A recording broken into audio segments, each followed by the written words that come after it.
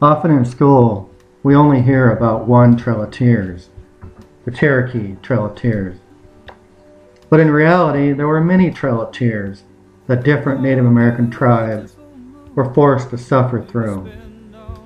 Today we will learn about the Ponca Trail of Tears and the amazing story of one brave chief who granted his only son's dying wish by taking him back to the land of the running water to bury him. This is the Niobrara River in northern Nebraska, the land of the running waters, home to the peaceful and proud Ponca Indians. The Ponca Indians were forced by the U.S. Army at gunpoint and bayonet to leave their ancestors' lands and walk to Indian Territory in present-day Oklahoma. The Ponca lands in Nebraska were given to white settlers and to their fierce rivals, the Sioux. 1/3 of the Ponca tribe will die from this trip, and many more from disease and hunger in the warm country. The first casualty of the Ponca Trail of Tears is the 4-year-old daughter of Black Elk, White Buffalo Girl. Black Elk will plead with the citizens of Neely, Nebraska to give his daughter a proper burial and to care for her as if she was one of their own. The citizens of Neely will honor that request of Black Elk, and they give her a proper burial. And they have kept her gravesite decorated every day for over 130 years.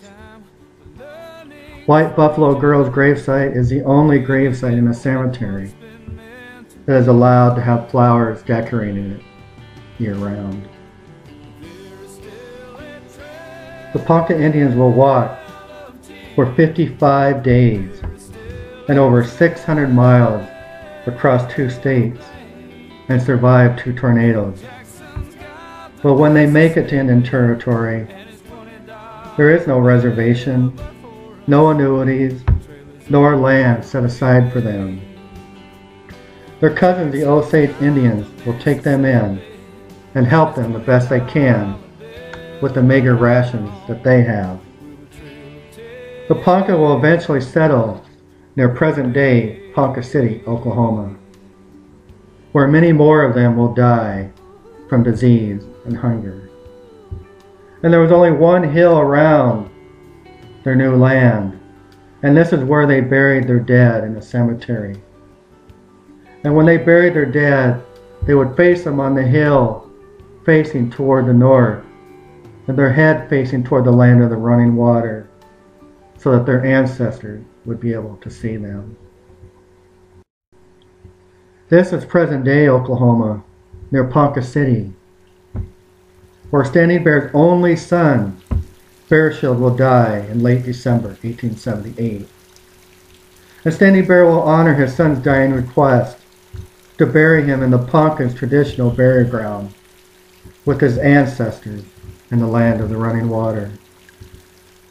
Standing Bear and 65 of his followers will leave on January 2nd, 1879.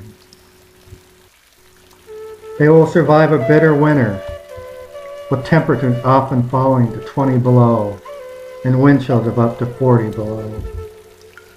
They were able to survive because settlers and ranchers would give them shelter and food.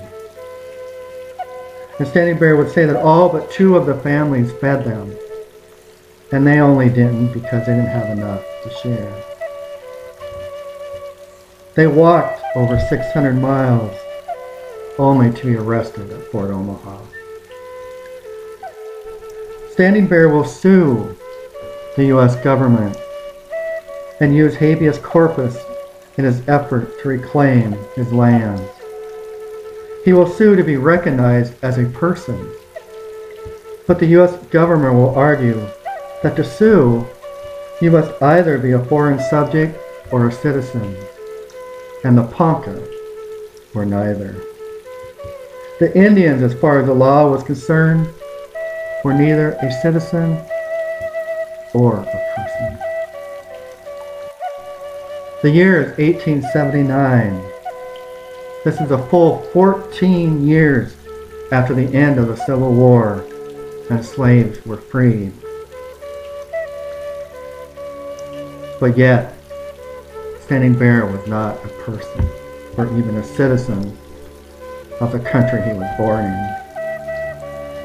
At the end of the trial, Standing Bear will get a chance to address the judge. And he will raise his right hand and say, "That hand is not the color of yours, but if I prick it, the blood will flow, and I shall feel pain. That blood is the same color as yours.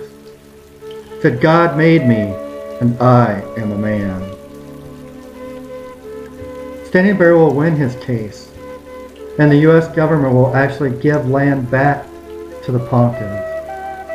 And there are now two Ponca nations that the U.S. government recognizes: the northern Ponca of Nebraska and the southern Ponca of Oklahoma. Standing Bear will get to honor his son's dying wish and bury him in their traditional burial grounds.